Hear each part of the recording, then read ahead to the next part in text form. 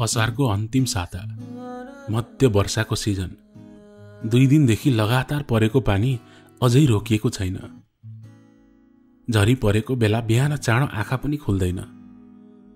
उठ्दा 8 बजेको थियो। सिरानी छेउको चिया हिउँ जस्तै चिसो थियो। 2 सर्को लगाएर त्यत्तिकै छोडिदिए। हिजो राति अबेरसम्म फेसबुक च्याटिङले आँखा फुट्ला जसरी दुखिरहेको छ। आँखामा डार्क सर्कल पनि बसिसकेछ। बाथरुममा मुख धुँदै गर्दा आफ्नो अनुहारलाई धेरै बेर हेरिरहे। मेरो अनुहारमा त्यस्तो के कमी छ? जति कोसिस गर्दा पनि केटीहरू किन भाव दिँदैनन्, म बुझ्नै सक्दिनँ। ऐनासँगको गल्फती सकिएपछि म किचनमा छिरे। भोक मजाले लागेको थियो। पुरै किचनमा खोज्दा पनि खाइहाल्न मिल्ने त्यस्तो केही भेटिन। हिजो बेलुकाको जुठो भाँडाहरू सिङ्कबाट मलाई नै एकहोरो हेरिरहेका थिए। यत्रो नि माझ्दिन। जुठा भाँडाबाट मेरो भोकको नजर फ्रिजमा पर्यो। फ्रिज बिस्तारै खोल्यो। डिप फ्रिजमा बासी तरकारी रहेछ। एउटा सानो टुक्रा मुखमा के हालेको थिएँ, अघिदेखि शान्त बसेको पेट भोकको आगोमा छटपटाउन थाल्यो। प्याज, टमाटर र खुर्सानी काटे। 2-4 थोपा आँसु पनि झारे। अनि 2वटा अन्डा फुटाएँ। तेल तातेर धुवा निस्किसकेछ। एकैछिनमा अम्लेट बन्यो। ब्रेडलाई प्यानमा सेकाएँ। 1 गिलास दुध तताएँ। सबै कुरा ठिक्क पारेर खाना मात्र के लागेको थिएँ, फेसबुकमा टिङ्ग नोटिफिकेसनको घन्टी बज्यो। Sandhya KC accepted your friend request. Request accept गरिछ। मेसेन्जरमा हेरे, सन्ध्या अनलाइनमै थिए। Hi, it's me Ayush. Message type गर्दा हात कामिरहेको थियो। हाई, उनको रिप्लाई यति मात्रै थियो। मलाई फेरि मेसेज टाइप गरौँ कि नगरौँ भयो। त्यही पनि लेखेँ, हाउ आर यू? फाइन। अब के सोधौँ? यो केटीहरूमा कति धेरै एटिच्युड हुन्छ। जाभो एन्ड यू भनेर सोधेकी भए म भन्ने थिएँ नि, तिमीले छोडेर गएपछि यो मन बिरामी भएको छ। त्यो दिनको घटना दिमागमा अझै झलझली याद आइरहेको छ। स्कुलमा प्यारेन्ट्स डे थियो। सन्ध्या र उनको साथीहरू एउटा कर्नरमा बसेर प्रोग्राम हेर्दै थिए। हामी केटाहरू उनीहरूलाई हेर्दै नजर जुदाउँदै थियौँ। आँखाको इसारामा कुराकानी गर्दा गर्दै प्रोग्राम सकियो। थाहा छैन मलाई त्यो आँट कहाँबाट आयो। घर फर्कने बेला मैले सन्ध्यालाई प्रपोज गरेँ।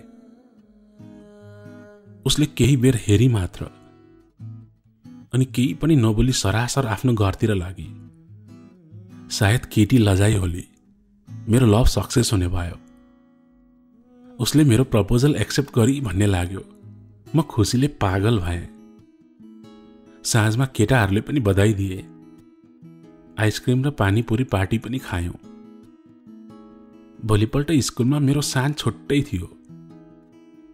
सन्ध्या मेरी हो, अरू कसैले नजर लाउने होइन भनेर केटाहरूलाई एक प्रकारको आदेश पनि दिइसकेको थिएँ। आउँदै गरेको भ्यालेन्टाइनमा सन्ध्यालाई के गिफ्ट दिने भनेर सोचिसकेको थिएँ। तर मेरो खुसी धेरै समय टिकेन। दोस्रो पिरियडमै प्रिन्सिपल म्यामले स्टाफ रुममा बोलाएर मेरो राम धुलाई गर्नुभयो। त्यसपछि सन्ध्यासँग स्कुलमा बोल्न त परेको कुरा अनुहारसम्म पनि हेरिन।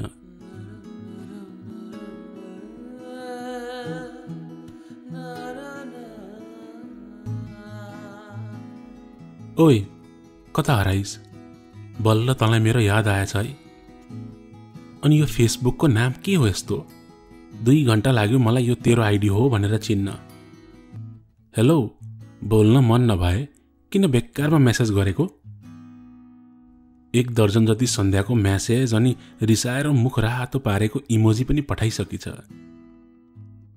म आफ्नै धुनमा व्यस्त थिएँ। स्कुलको त्यो दिनदेखि आजसम्म बितेका यी 2.5 वर्षलाई सम्झिँदै थिएँ। हडबडाउँदै मेसेज टाइप गर्दै थिएँ। हातबाट मोबाइल चिप्लियो। ग्लासको दूध कार्पेटभरि पोखियो। पोखिएको दूध उठाउँ कि उसको मेसेज रिप्लाई दिउँ, म दोधारमा परेँ। हराएको छैन, आफैलाई खोज्दै थिएँ म। अनि पुराना दिनहरू सम्झँदै थिएँ। मनको कुरा लुकाउन आवश्यक ठानिन। संसारमा यस्तो पनि मान्छे हुँदा रहेछन् है प्रभु। नहराएको कुरा खोज्दै हिँड्ने मान्छे पनि भेटियो। सिधै भने भइहाल्थ्यो नि, अरूलाई नै सम्झँदैछु भनेर। यत्रो ड्रामा गर्नै पर्दैन थियो नि। म उसैलाई सम्झँदै थिएँ, किनकि ऊ कुनै उपन्यासकी पात्र जसरी मेरो संसारबाट एकाएक हराएकी थिए। मलाई भित्रबाट रिस उठेको छ, तर देखाइहाल्ने परिस्थिति छैन, र यो होइन पनि। सन्ध्याले अरूलाई भनेर भन्दा मलाई किन रिस उठ्यो? सायद मेरो मन चाहन्थ्यो होला ऊ मसँग बोल्दा हल्का नखरा गरोस्, मलाई नै सम्झँदै हो कि महाशय भनेर मलाई जिस्काओस्। नभेट्दा यस्तो लाग्थ्यो भेटेको पल उनलाई सबै कुरा सुनाउने छु, तर अहिले भेट्दा मन अमिलो भइरहेछ। अमिलै मनले मेसेज लेखे, सुनेको छु तिमी युएस जाँदैछौ रे, कहिलेको छ फ्लाइट? मे महिनाको 8 तारिक। अनि तिमी के गर्दैछौ? मेरो के थियो र गर्नलाई? विदेश जाने मन थिएन। कलेज हुँदा इन्जिनियर बन्छु भन्ने धोको थियो, तर पुलचोकमा नाम निस्किएन। अब एउटा प्राइभेट कलेज खोजेर पेइङमा पढ्नु पर्ला वा सरकारी कलेज जिन्दाबाद। किन हो कुन्नी, यो पटक चाहिँ झुट बोल्न मन लाग्यो। ल्याङ्ग्वेज सिक्दैछु, युरोपतिरको कुनै कन्ट्री जान्छु होला। ओहो, साउन्ड्स ग्रेट।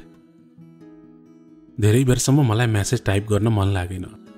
सायद ऊ रिप्लाई कुरेर बसिरहेकी होली। कार्पेटमा पोखिएको दुध पनि सुकिसकेछ।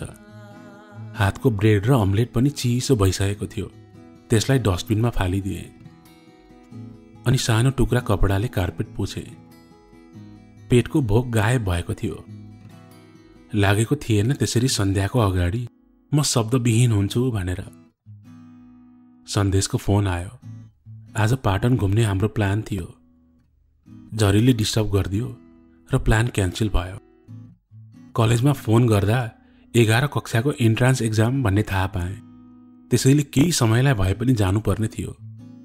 ब्याचलर जोइन गरे भने खाली समयमा केही काम र थोरै पैसा पनि हुन्छ भनेर रमेश सरलाई भनेको थिएँ।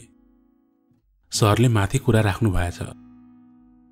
यसरी म आफ्नै कलेजमा ल्याब बोयको रूपमा केही दिन अघि मात्र जोइन भएको थिएँ। मेसेन्जरमा घन्टी बज्यो। सर्टको बटन मिलाउँदै मोबाइल हेरेँ। सन्ध्याको रहेछ। मैले त ऊ अनलाइनमा कुरिरहेकी छ भन्ने नै बिर्सिएछु। सरी ल, मेरो बाहिर जाने काम पर्यो। म भरे तिमीसँग कुरा गर्छु नि है। पढेर खुसी लाग्यो। मैले लेख्नुपर्ने मेसेज उसैले लेखिछ। सायद मेरो मेसेजको रिप्लाई नआएपछि उसैले कुराकानी टुङ्ग्याउने निधो गरिछ। मैले जानी जानी इग्नोर गरिरहेको जस्तो पनि लाग्यो होला उसलाई। अनि मैले सहमतिमा एउटा थम्स अप पठाइदिएँ। झरी अझै पनि थामिएको थिएन। बालाजु बस स्टपको त्यो सानो ठाउँमा धेरै मान्छे कोचिएकोले म अलि पर छाता ओढेर उभिरहेको थिएँ। बसहरू आक्कल जुक्कल मात्र आइरहेका थिए। एउटा बस बेपत्तासँग हुइकिएर आयो। सडकमा जमेको पानी 2 हात परसम्म उछिट्यो। खलासीले ढोका खोल्यो। यात्रुहरू मौरीको हुल जसरी भुनभुनाउँदै ढोकामा कोचिए। तर खलासीले पुरै गाडी रित्तो भए जसरी यात्रुहरूलाई बोलाइरहेको थियो। छिटपुट मान्छेहरू बाहेक अधिकांश मान्छेहरू चढे। भिडमा कोचिएर यात्रा गर्नु मलाई मन पर्दैन, त्यसैले चुपचाप उभिरहे। बस स्टपमा यात्रुहरूको भिड पातलिँदै गएपछि बल्ल पो मैले एउटा दृश्यलाई नोटिस गरेँ। अन्दाजी 16 वर्षकी एक युवती झरीमा आफ्ना दुवै हात फिजाएर पानीको स्पर्शमा रमाइरहेकी थिए। उसका आँखाका परेलाहरू बन्द थिए र अनुहार आकाशतिर फर्किएको थियो। ऊ सेतो टी सर्ट अनि नीलो टाइट जिन्स प्यान्टमा सजिएकी थिए। लामा केश राशिबाट सेता मोतीका दाना जस्ता पानीका थोपाहरू तप्प तप्प तलतिर झर्दै थिए। छेउमै बजेको बसको आवाजले मेरो एकाग्रलाई भङ्ग गरिदियो। म बसभित्र छिरेर झ्यालको सिट खोजेर बसेँ। झ्यालको सिसामा पानीको थोपाहरू जम्मा हुँदै र बग्दै थिए। एउटा पानीको थोपो अर्कोसँग मिल्थ्यो अनि झन् ठुलो बन्थ्यो। आफ्नो आकार ठुलो भएपछि त्यो गुडगुडिएर तलतिर झर्थ्यो। यी पानीका थोपाहरूले अघि झरीमा रुझिरहेकी युवतीको याद दिलायो। झ्यालको सिसा खोलेर बाहिर हेरे। ऊ अघि उभिएको ठाउँमा थिइन। मन थकथक भइरह्यो। केवल एकचोटि उसलाई हेर्न आँखाहरू तिर्खाइरहे। कसलाई खोज्दै हुनुहुन्छ? सुरिलो आवाजले मेरो आँखालाई फेरि गाडीभित्र फर्किन बाध्य बनायो। उनको त्यो लामो केश राशि, घोङ्रिएका कपाल र नागबेली परेर बगेका ती मोतीका दानाहरू। मेरो अगाडि त्यही आकृति उभिएको थियो जसलाई म बाहिर खोजिरहेको थिएँ। ऊ मेरो सम्मुखमा थोरै झुकी र झ्यालतिर इसारा गर्दै सोधी, म झ्यालतिरको साइडमा बस्छु नि है? मैले उनको अनुरोधलाई स्वीकार्नै पर्यो। सायद उनको ठाउँमा अरू कोही हुन्थ्यो भने म अस्वाभाविक तरिकाले रिसाउने थिएँ होला, वा आँखा तर्दै भन्ने थिए, यो ठाउँ मेरो बाउको बिर्ता हो, तँलाई किन छोड्नु? आफू बसेको ठाउँबाट म उठेर छेउतिर सरे र गोडालाई सिट मुनि दबारे। उनको हेराइले मलाई असहज बनायो। सायद म उठेर सिट बाहिर निस्किनु पर्थ्यो होला, तर पुरुष हुनुको अहमले मलाई रोक्यो। बडो होसियारीका साथ ऊ सिटभित्र छिरी। छिर्दा उनको नितम्बले मेरो शरीरलाई स्वाभाविक तवरले स्पर्श गरे। उनको शरीरबाट आएको पर्फ्युमको बास्नाले मेरो मनलाई उद्वेलित बनायो। उनले आफ्नो झोलाबाट चस्मा झिकिन् र सानो कपडाको टुक्राले पुस्न थालिन्।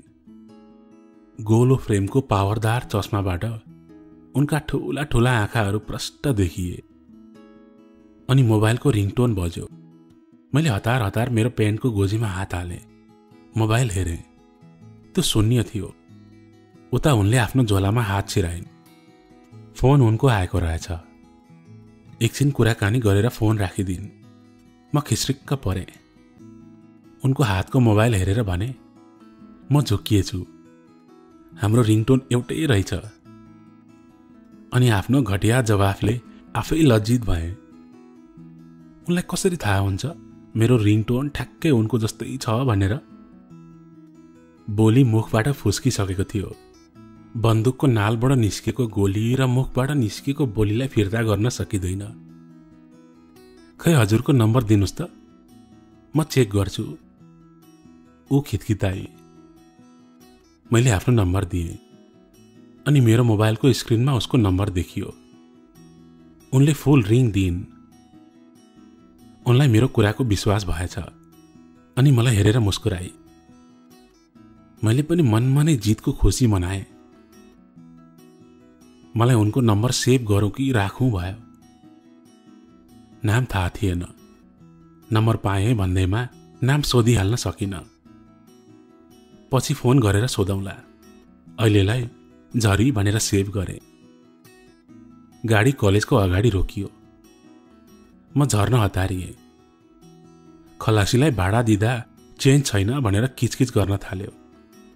मसँग जे थियो त्यो दिएँ। बाँकी मिलाउने उसको काम। पानी उस्तै अनवरत परिरहेको थियो। वसुन्धरा चोकमा झर्ने म मात्र थिएँ होला। खलासीले पैसा फिर्ता नदिउन्जेलसम्म म छाता ओढेर सडक छेउमै उभिरहे। अनि गाडीबाट त्यही चस्मिस केटी झरी जसले झ्यालपट्टिको मेरो सिट कब्जा गरेकी थिए। ऊ छेउको रुखमा ओत लागेर उभि र मुस्कुराउँदै मैले खलासीलाई दिएको पैसा पो फिर्ता गरी। मेरो भाडा कसले तिर्यो? उनको हातबाट पैसा लिँदै सोधे। सम्झनुस्, तपाईको कुनै पुरानो साथीले तिरिदियो। चस्माभित्रबाट उनले आँखा झिम्काइन्। मैले बुझिहालेँ, पैसा यही केटीले तिरेकी थिए। उनीसँग छाता थिएन, त्यसैले पानीमा भिजिरहेकी थिइन्। तर पनि उनलाई त्यसको कुनै प्रभाव थिएन। हातको इसाराले आफू रोड पारी जान लागेको संकेत गरे। उनी पनि फुरुक्क पुतली जसरी उडेर मेरो छेउमा आइन्। मैले एउटा हातले सडकमा बेपत्तासँग गुडिरहेको गाडीलाई रोक्ने प्रयास गरेँ। अर्को हातमा छाता थियो। एउटा सानो छातामा दुईजना ओतिन पक्कै गाह्रो थियो। तर पुरानो साथी भनेर परिचय गराइसकेपछि मेरो पनि धर्म बन्थ्यो कि उनलाई सकुशल पारी पुर्याउँ। हामी एक अर्कालाई छोइन्छ कि भनेर एउटा निश्चित दूरीमा बसेका थियौं। छड्के परेको पानीले उनलाई ज्यादा भिजाएछ के रे। छाता समाइरहेको मेरो हातलाई उनले आफूतिर ढल्काइन्। छाता अलि बढी नै ढल्कियो। मैले आफूलाई जोगाउन फेरि छातालाई आफूतिर ढल्काएँ। यसरी पानीबाट आफूलाई जोगाउने कोसिसमा छातालाई कहिले यता कहिले उता ढल्काउँदा हामी दुवैजना आधा आधी भिजिसकेका थियौं। हामीसँग एउटै विकल्प थियो, जति सक्दो आफूलाई सानो छाताको वरिपरि राख्ने। लज्जाले धकले हामीलाई टाढा टाढा राखे पनि यो झरीले नजिक बनाउँदै थियो र अन्त्यमा त्यो दूरी शून्यमा सकियो। कलेजको गेटमा पुगेपछि म केही बेर रोकिएँ, किनकि मलाई थाहा थिएन उनी कता जाँदै थिइन्। म त्यसरी उभिएको देखेपछि उनी मबाट छुटिएर कलेजभित्र अलप भइन्। एकैछिनको मिठो साथ छुटेकोले म खिस्रिक्क परेँ। कलेजमा मानिसहरूको भिड बाक्लो थियो। आज साइन्स इन्ट्रान्सको एक्जाम थियो। त्यो भिडलाई छिचोलेर म स्टाफ रुममा पुगेँ। सबै चिने जानेका सरहरू हुनुहुन्थ्यो अनि सबैलाई झुकेर नमस्कार गरेँ। आजको एक्जामको बारेमा मोटामोटी जानकारी पनि लिए। एक्जामको समय हुनै लागेको थियो। म रमेश सरको पछि लागेर एक्जाम हलतिर लम्किएँ। खाली बेन्चहरू देख्दा मेरो यादहरू ताजा भइरहेको थियो। 2 वर्षसम्म यिनै बेन्चहरूमा बसेर पढ्दा त्यस्तो आत्मीय महसुस कहिले भएको थिएन, तर आज यसरी आफूलाई पाउँदा मेरो अनुभूति बेग्लै थियो। घन्टी बज्यो। हेर्दा हेर्दै पुरै बेन्चहरू भरिए। म आफूलाई त्यहाँ उपस्थित अनुहारहरूमा खोजिरहेको थिएँ। रमेश सर चिया खाने बहानामा क्यान्टिनतिर लाग्नुभयो। म एक्जामका प्रश्नहरू पढ्दै आफ्नो नलेज चेक गरिरहेको थिएँ। बाहिर पानी पर्न केही मत्थर भएको थियो। हावाको एक झोक्का सरर कोठाभित्र छिर्यो। चिसो आन्द्र हावामा बेग्लै सुगन्ध थियो। एक मुठी हावालाई फोक्सोमा भरे र बाहिर फ्याँके। त्यो हावामा एउटा फरक सुगन्ध महसुस गरे, जसलाई मैले कतै भेटेको थिएँ, कतै सुँगेको थिएँ अनि बास्नालाई पछ्याउँदै गएँ। हावाको बहावमा आफ्नो लामो कपाल फरफराउँदै चस्मालाई आँखाको डिलमा मिलाउँदै ऊ केही सोचिरहेकी थिए। ऊ त्यही केटी थिए जसलाई मैले केही समय पहिले गाडीमा भेटेको थिएँ। उसलाई त्यसरी आफ्नो अगाडि देख्दा मेरो मन खुसीले उफ्रिन थाल्यो। तर किन? भेटेको केही पलमै कोहीसँग यति नजिकको महसुस गर्न सक्छ? यस्तो लाग्दै थियो यो केटीलाई मैले चिनेको छु, कतै देखेको छु। जे होस्, म आफ्नो भ्रमको पहाड चढ्दै गएँ। परीक्षाको समय सकिएको घन्टी बज्यो। सबैले आफ्नो पेपर बुझाउँदै बाहिर निस्किए। कोठा खाली हुँदै थियो। केही भने अझै घोप्टिरहेका थिए। मैले समय सकिएको कुरा दोहोर्याएपछि सबै उठेर आए।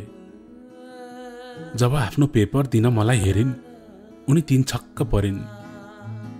म यसरी उनको अगाडि आइपुग्छु भन्ने उनको कल्पना भन्दा बाहिरको दृश्य थियो। मैले उनको हातको पेपर ताने र धन्यवाद भने। उनी लुरु लुरु बाहिर गइन्। पेपरमा उनको नाम हेरे, आर्या शर्मा रहेछ। ढोकाबाट बाहिर निस्किँदा उनले एकपटक फेरि पुलुक्क मलाई हेरिन्। उनलाई अझै विश्वास लागेको थिएन होला म त्यही मान्छे हुँ भन्ने। सबै पेपर स्टाफ रुममा बुझाएँ अनि म क्यान्टिनमा पसेँ। बिहानको खाना कलेजले नै खुवाउँथ्यो। खाना खाँदा पनि उसको मुहार झलझली दिमागमा आइरह्यो। नामलाई 100औं पटक सम्झने कोसिस गरेँ। सम्झनै सकिनँ। अनुहार देखे जस्तो, चिने जस्तो लाग्छ, तर त्यो नामको कुनै मान्छे आजसम्म भेटेको छैन मैले। आकाश हलुका खुलेको थियो। बादलभित्रबाट घामका सुनौला किरणहरू पृथ्वीमा झरेका थिए। कलेजबाट बिदा भएर म सरासर बाहिर निस्किएँ। सडकको छेउमा एउटा गाडी यात्रु कुरेर बसिरहेको थियो। म हतार हतार गाडीतिर लम्किए। गाडी त बिस्तारै गुड्न थाल्यो। चिप्लो बाटोमा पाइला छिटो छिटो चाल्दै गाडीमा उक्लिए। राम्रोसँग सिटमा बस्न नपाउँदै गाडी हुइकियो अनि केही बेरमै मलाई बालाजु चोकमा झारेर अलप भयो। साँझ परेपछि मेरो निन्द्रा खुल्यो। कलेजबाट आएपछि यसो पल्टेको मात्र के थिए, पुरै 5 घण्टा निदाएछु। हिजो बेलुकाको जुठो भाँडा माझे, पसलबाट साग, काँक्रो, गोलभेडा र धनियाँ ल्याए, फ्रिजभित्रको मासु काटे, दाल, भात, साग र मासु तयार भयो। दाइ अझै पनि अफिसबाट आइसक्नु भएको थिएन। फेसबुकमा आर्या शर्मा भनेर सर्च गरे। ओहो, कति धेरै आर्या शर्मा! म त छक्क परे।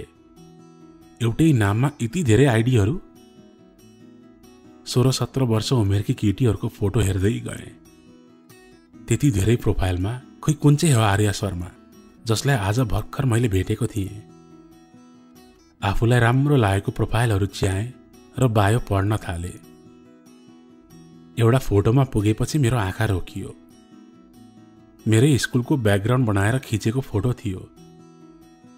रातो साडी सपक्क मिलाएर लगाएकी, सर्लक्क परेको लामो कपाल फुक्का छोडेको अनि आँखामा कालो चस्मा। मैले पहिलो झल्कोमै चिने, यही केटी थिए आर्या शर्मा। मेरो खुसीको सीमा थिएन। थप कुराहरू थाहा पाउन उसको अरू पोस्टहरू पनि चेक गरे। यसपालिको SEE परीक्षामा 4 GPA ल्याएकी रहेछ। स्कुलले सम्मान गरेको अनि सर म्यामहरूले शुभकामना दिएको फोटोहरू मात्रै थिए। उनको बायोको सबै डिटेलहरू हेरे, फ्रेन्ड लिस्ट पनि चेक गरे। अब मलाई याद भयो यो केटी मैले कहाँ देखेको भनेर। जब म स्कुल पास आउट भएर गएको थिएँ, त्यो बेला आर्या भर्खर 8 पास भएकी थिए। त्यसैले त उसले बिहान भनेकी थिए तपाईको कुनै पुरानो साथीले भाडा तिरिदियो। उसले मलाई राम्रोसँग चिन्छे। उसले गाडीमा मेरो फोन नम्बर माग्नु मेरो मोबाइलको रिङटोन सुन्नलाई थिएन। बिहान उनले कल गरेको नम्बर हेरे। झरी नामको नम्बरलाई आर्या शर्मा भनेर सेभ गरे। फोन गरौँ जस्तो लाग्यो, तर मसँग उनलाई सुनाउने कुनै कुरा थिएन। SMS-मै भए पनि उनलाई आफूले चिनेको कुरा सुनाउन मन लाग्यो। मेसेज बक्समा लेख्न लाग्दै थिए, अकस्मात आर्या कलिङ भनेर स्क्रिनमा डिस्प्ले भयो। फोन उठाउँदा मेरो मुटु जोडले धड्किरहेको थियो। हेलो, म आर्या। चिन्नुभयो? चिने नि। काठमाडौँ बोर्डिङ स्कुल, SEE 8औं ब्याच। ओ माई गॉड, यति छिटो चिनिसक्नुभयो? म बिहानदेखि हजुरसँग आफूलाई कसरी परिचय गरौँ भनेर सोचिरहेकी थिएँ। अब सोच्न पर्दैन। तिमीले मलाई कसरी चिन्यौ बिहान? मलाई जान्न मन लागिरहेको थियो। हजुरलाई नचिन्ने को होला र स्कुलमा? हजुर हाम्रो हाउस क्याप्टेन हुनुहुन्थ्यो। तिमी पनि रेड हाउसमा थियौ? मैले कहिले याद नै गरिन। सरी ल। यसमा सरी किन? थाहा छ, मैले हजुरलाई कति खोजे। उनको सुरिलो आवाजले मेरो मनलाई भित्रसम्म हल्लाइरहेको छ। अनि मैले जिस्किने मोडमा भने, थाहा छैन नि, तिमी नै भन न त, मलाई किन खोज्यौ? कहाँ खोज्यौ? अब भेटिनु भयो। खोज्नुको कारण नै हजुरलाई भेट्नु थियो। मेरो खोज पूरा भयो। मलाई कहिले छोडेर नजानु ल। प्रोमिस गर्नुस् त, अब कहिले छोडेर जान्न भनेर। आर्या सुकसुकाउन थालिन्। आर्याको कुराले म आश्चर्यचकित परे। आखिर यो केटी के भन्दैछ? उसले मलाई किन खोजिरहेकी छे? के यो केटीले मलाई मन पराउँछ? आज उसँग भेटिनु केवल एउटा संयोग मात्र त पक्कै होइन। मैले केही भन्न नपाउँदै उनको बोली सुने। हजुरलाई म 7 क्लासदेखि मन पराउँथे। हजुरको लुक्स, हाइट, हेयर स्टाइलको म सधैँ फ्यान थिएँ। जन हजुर 10 क्लासमा हाम्रो हाउस क्याप्टेन बनेपछि हजुर मेरो ड्रिम बोय हुनुभयो। हाम्रो क्लास अनि 9 क्लासको दिदीहरूको पनि हजुर क्रस हुनुहुन्थ्यो। मेरो अगाडि उनीहरूले हजुरको कुरा गर्दा मलाई कम्ती डाहा हुन्थ्यो। सक्ने भए ती सबैसँग म हजुरको लागि झगडा गर्ने थिएँ। हजुर क्लास 10 मै हुँदा प्रपोज गर्न मन लागेको थियो। धेरैचोटि कोसिस पनि गरे। फेरि हजुरको फाइनल एक्जाम आउँदै थियो। हजुरको एक्जाम बिग्रेला भनेर केही पनि भन्न सकिन। त्यसपछि हजुर एक दिन पनि स्कुलमा आउनु भएन। मैले हरेक दिन हजुरलाई फेसबुकमा अनेकौं नामले सर्च गरे तर कतै पनि भेटिन। पछि अरूबाट सुने हजुरको फेसबुक आइडी नै रहेनछ अनि हजुरलाई भेट्ने त्यही मेरो एउटा आशा पनि समाप्त भयो। त्यसपछि मेरो एसई को तयारी गर्न थाले। हजुरलाई भेट्न नसके पनि हजुर पढेकै कलेज त पढ्न सक्छु नि भन्ने लाग्यो। यही कुरामा घरमा मामुसँग झगडा पनि गर्नु पर्यो। आज बिहानको जरीमा म रुजिरहँदा हजुरलाई नै सम्झेर रोइरहेको थिएँ। केवल एक झलकको लागि भए पनि हजुरसँग भेट होस् भनेर मनोकामना मातालाई पुकारिरहेको थिएँ। ओहो मेरो भाग्य। जब मेरो आँखा खोल्यो हजुर मेरो सामुन्ने हुनुहुन्थ्यो। मेरो वर्षौं लामो प्रतीक्षा बल्ल पूरा हुँदै थियो। म खुसीले पागल भएकी थिएँ। हजुरलाई त्यही बेला हक गर्न मन लागिरहेको थियो। त्यसपछि त सबै मैले जे चाहेको त्यही हुँदै थियो। हजुर बसेकै सिट खाली हुनु, हजुरले मलाई सिट छोडिदिनु अनि हजुरले आफ्नो नम्बर दिनु। सबभन्दा खुसी त म त्यो बेला भएँ जब मेरो एक्जामको पेपर हजुरले लिँदै हुनुहुन्थ्यो। रिसेप्सनमा गएर हजुरको बारेमा थाहा पाएपछि त म रोएँ। मेरो आँखाबाट खुसीको आँसु यति झरे कि आजसम्म मनमा बोकी हिँडेको सबैभन्दा गह्रौं भारी बिसाए जस्तो भयो। आर्याको कुरा सुनिसक्दै म त रुन पो थालेछु। आर्याको म प्रतिको विश्वास, म प्रतिको माया त्याग देखेपछि यस्तो लाग्यो यही केटी हो मेरो सोलमेट, मेरो लाइफको destiny. Arya, I love you so much. I really love you. I love you too. अनि ट्रिङ ट्रिङ गरेको मेसेन्जरको घन्टीले मलाई गहिरो सपनाबाट बिउजाइदियो। मेसेज हेरेँ। उही Sandhya KC school life related message पठाएकी रहेछ। लेखेको थिए, यो मिम देखेपछि मलाई तेरो याद आयो अनि प्रिन्सिपल म्यामको त्यो कुटाई। तँलाई थाहा छ त्यो कुरा म्यामलाई कसले लगाएको भन्ने? म सोच्थेँ त्यो सबै काम यही केटीको हो। त्यही पनि भने म बबुरोलाई के थाहा हुनु। मैले त आफ्नो मनको कुरा भनेको थिएँ तर त्यो कुरा कसैलाई मन परेन होला। एउटा कुरा दिमागमा राखेर हेर केटा, त्यो कुरा मैले कसैलाई भनेको छैन आजसम्म। खुब होला मैले गएर म्यामलाई भनेको हो नि सन्ध्यालाई मैले प्रपोज गरेँ भनेर। मैले मुखको तितो पोखेँ। धेरै मज्नु बन्नु पर्दैन। जाबो त्यति कुरा पनि थाहा पाउन नसक्नेले के मायाको धाक लाउनु। मलाई केही थाहा छैन। मैले माया गरेको हो, जासुसी गर्न आउँदैन। सुनाउनै मन छ भने त आफै भन्न कसले कुरा लगाएको थियो। रिसाउन चाहिँ नरिसाएस्। तेरो त साथी छैन रितेश? हो त्यसैले कुरा लगाएको हो म्यामलाई। आफू राम्रो छु भन्छस्, कमसेकम कस्तो मान्छेको संगत गर्दैछु भन्ने पनि त सोच्नुपर्छ कहिलेकाहीँ। रितेशले त्यस्तो गर्छ भन्ने मैले सोचेकै थिइनँ। उसैले हो त्यो आइडिया दिएको पनि। उसैले फोर्स नगरेको भए मैले भ्यालेन्टाइन डे सम्म कोर्ने थिएँ। के थाहा आफ्नै साथीले घात गर्छ भन्ने। तँलाई चाहिँ कसरी थाहा भयो नि यो सबै कुरा? मेरो मनमा अझै शंका बाँकी थियो। उसले मलाई आफै भन्यो तेरो प्रपोजल मैले एक्सेप्ट नगरोस् भनेर स्कुलभरि कुरा फैलाइदिएछ। त्यसपछि के भयो म सम्झन पनि चाहन्न। त्यो कम्तीको छ, 1 नम्बरको बोको हो। त्यसले मलाई भ्यालेन्टाइन डेमा घरमै आएर प्रपोज गर्यो। धन्न घरमा दिदी मात्र हुनुहुन्थ्यो र म बाँचेँ, नत्र मेरो लास त्यही दिन घरबाट उठ्थ्यो। तँलाई मेरो बाबाको रिस त थाहा छँदैछ नि। सन्ध्याको कुराले म स्तब्ध भएँ।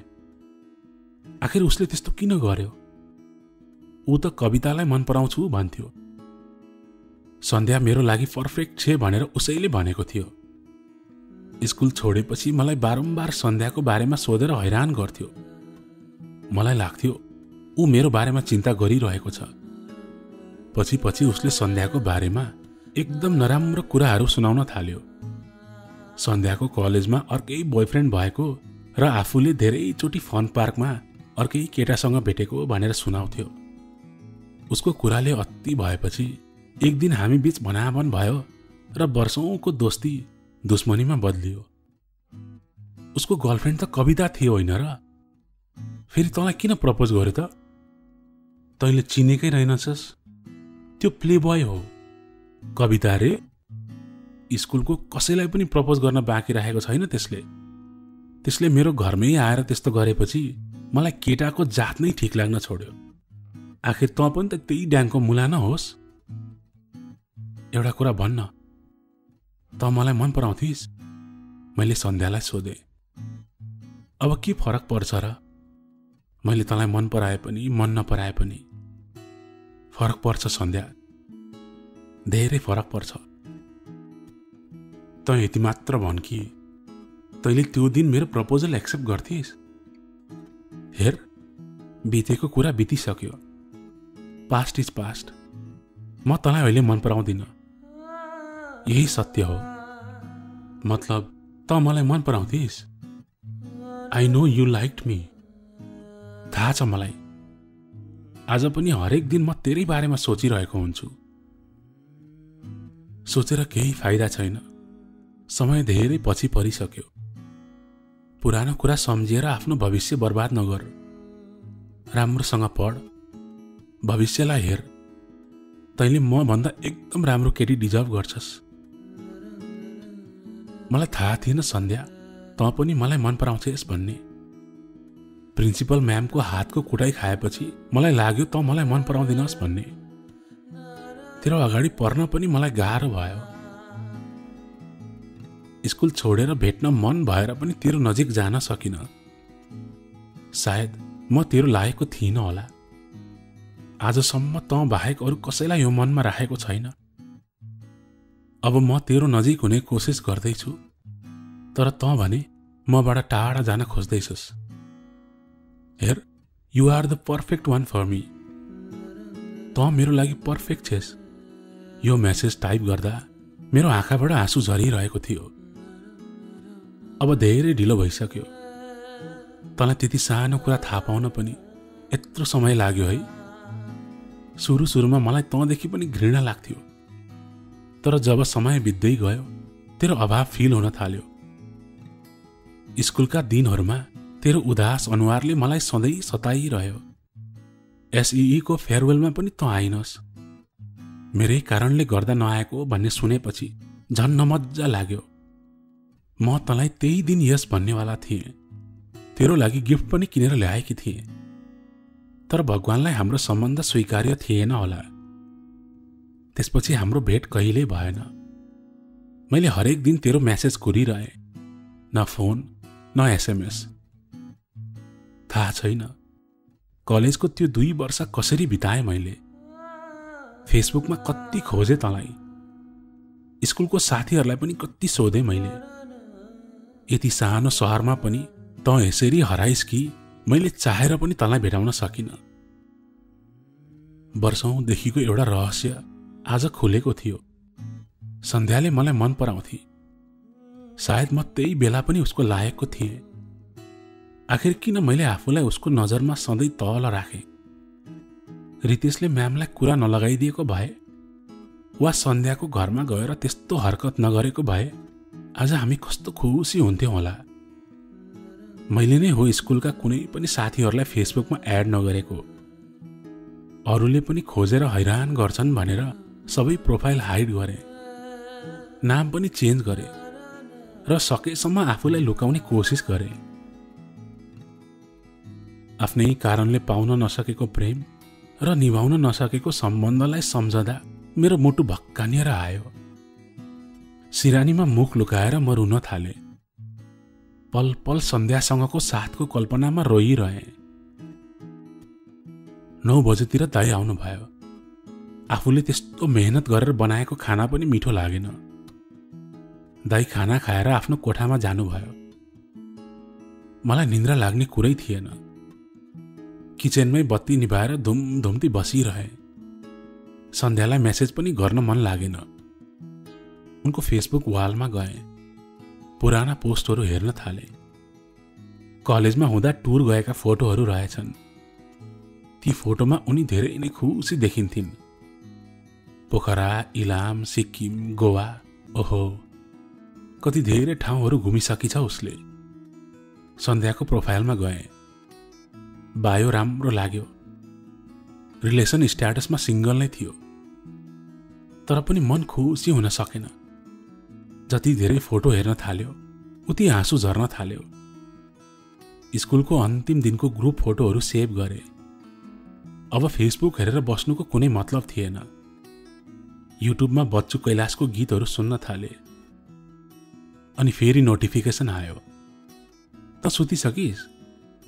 तँलाई एउटा कुरा भन्नु छ, तर भनौँ कि नभनौँ? म आफै दोधारमा छु। सन्ध्याको मेसेज थियो। रातको 11 बजिसकेको थियो। मैले मन दह्रो पारे, किनकि मलाई थाहा थियो यसले ठुलै कुरा सुनाउँदै थिए। अब सुन्न नै के बाँकी छ र? त्यही पनि भन्, के हो? त आफूलाई दुखी नबना है। तेरो पीडा म बुझ्न सक्छु, किनकि म पनि खुसी छैन त बिना। तँलाई म जीवनभर बिर्सिन सक्दिन होला, तर समयले बिर्सन बाध्य बनाउने छ एक दिन। हामी हिजोसम्म जस्तो अवस्थामा थियौँ भोलि पनि त्यसै गरी बाँच्नुपर्छ। सम्झी, आजको यो दिन एउटा खराब सपना थियो र यसलाई जति सक्दो चाँडो भुल्नु नै राम्रो हो। कति सजिलै भुल्न अनुरोध गर्दै थिए। कसरी सकिन्छ भुल्न जीवनको अधुरो पहिलो प्रेम? सन्ध्या खुसी हुन सक्छ होला, किनकि ऊ हिजो पनि खुसी नै थिए म बिना। त मेरो स्कुल लाइफको बेस्ट फ्रेन्ड होस् र सधैँ मेरो बेस्ट फ्रेन्ड नै रहनेछस्। तेरो ठाउँ अरू कसैले ओगट्ने छैन। तँसँग झुट बोलेर म आफैलाई माफ गर्न सक्दिनँ। कुनै न कुनै दिन तैँले अवश्य नै थाहा पाउनेछस् र त्यो दिन फेरि तँलाई दुखी बनाउन चाहन्न। म डिपेन्डेन्ट भिसामा बाहिर जान लागेको हो र आज कोर्ट म्यारेज पनि भयो। सायद भोलिबाट म तँसँग यसरी बोल्न पाउँदिन होला र अब बोलेर पनि कसैलाई फाइदा छैन। हिजो जे जस्तो भयो त्यसले भोलिको भविष्यलाई असर पार्नु हुँदैन। त अब बुझ्ने भइसकिस्। म भन्दा पनि राम्री, धेरै माया गर्ने, सधैँ खुसी राख्ने साथी खोज्नु। नियतिको गोरेटोमा फेरि कुनै दिन भेटिएछ भने आजको यो तितो सम्झनाहरू फेरि साटौँला र बाँकी जीवनका कुरा गर्दै रमाउला। सन्ध्याको मेसेज पढेपछि त्यसको जवाफ लेख्ने मसँग कुनै साहस थिएन। सन्ध्या मेरो जीवनमा हिउँदको झरी जसरी आई र एक झरी यो मनलाई रुझाएर गई। कोठाको झ्यालबाट बाहिर हेरे। आकाशमा ताराहरू चम्किरहेका थिए। टह टह जुनको उज्यालोमा धरती शान्त अनि निश्चल थियो। 2 दिनदेखि झरी पनि थामिसकेको थियो। सन्ध्यालाई भन्नुपर्ने कुरा नै के थियो र मसँग? उसकै अन्तिम शब्द काफी थियो मेरो लागि। बस यति मात्रै लेखे, अलविदा सन्ध्या। अनि फेरि फेसबुकमा एउटा नोटिफिकेसन आयो, Arya Sharma accepted your friend request. मेसेन्जरको च्याट बक्समा हेरे। आर्य नामको गोलो घेरामा हरियो डट थियो।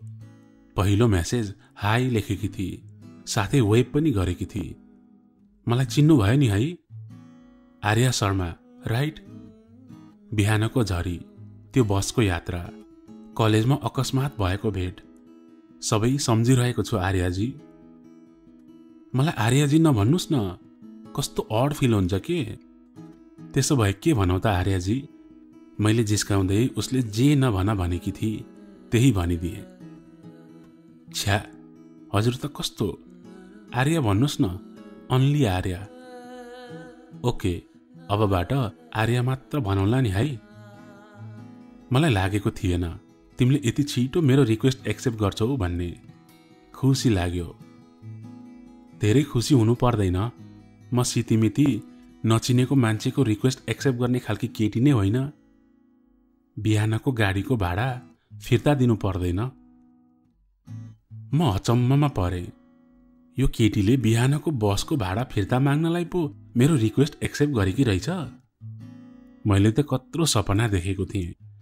मेरो कल्पनामा त आर्या मेरी भइसकेकी थिए। अघि भर्खर त मलाई फोन गरेर म हजुरलाई कति धेरै माया गर्छु, अब मलाई छोडेर नजानु भन्थे। मलाई स्कुल पढ्दादेखि मन पराएकी थिए उसले। के त्यो सबै झुटो थियो? भगवानले पनि उसको पुकारलाई सुनेर मेरो सामुन्ने झरी बनेर पठाइदिएको कुरा के मेरो कल्पना मात्रै थियो त? मैले उसलाई फोनमा रुँदै आई लभ यु आर्या भनेको थिएँ। उसले पनि त मलाई आई लभ यु टु भनेकी थिए। के यो सबै मेरो कल्पना मात्रै थियो? के यो मैले आफ्नो मनमा बुनेका कथाहरू मात्र थिए होला त? मेरो शरीर डरले काम्न थाल्यो। हातको मोबाइल भुइँमा खस्यो र स्क्रिन थोरै चर्कियो। मेरा सारा सपनाहरू पनि त्यसै गरी चर्किए। मेरो यो भ्रमलाई केवल मोबाइलको कल डिटेलले मात्र समाधान गर्न सक्थ्यो। हतपत गरेर कल डिटेल हेर्न थाले। म त छाँगाबाट खसेँ। मेरो दिमाग फन्ती घुम्न थाल्यो। त्यहाँ आर्याले कल गरेको कुनै रेकर्ड नै थिएन। एक गिलास चिसो पानी पिएँ। कोठाको फ्यान अन गरेँ। फेसबुकमा आर्या अझै अनलाइन नै थिइन्। अब उनीलाई सोधेर साँचो कुरा थाहा पाउनु बाहेक अरू विकल्प बाँकी थिएनन्। आर्या, तिमीले मलाई केही घण्टा अघि कल गरेकी थियौ। हजुरलाई बिर्सिने बानी छ कि के हो? आफूलाई कसले कल गरेको छ भन्ने पनि याद छैन हजुरलाई? आर्याले हाँस्दा हाँस्दै आँसु झारेको इमो पठाई। आफूलाई कम्ता पीडा भइरहेको थिएन, तर आर्या भने जिस्किन मोडमा थिए। मैले फेरि सोधेँ, प्लिज आर्या भन न, तिमीले मलाई कल गरेको थियौ कि नाइ? यहाँ जीवन र मृत्युको सवाल छ आर्या। धेरै बेर कुरे आर्याको रिप्लाई आएन।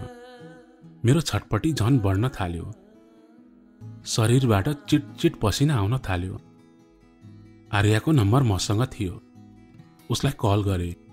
पहिलो घन्टीमै काटिदिए। फेरि गरे अनि फेरि काटी। तेस्रो पटकमा बल्ल फोन उठ्यो। उनले हेलो पनि भन्न नपाई मैले सिधै सोधिहालेँ, आर्या तिमीले मलाई फोन गरेको थियौ कि नाइ? प्लिज आर्या भन न। हु इज दिस?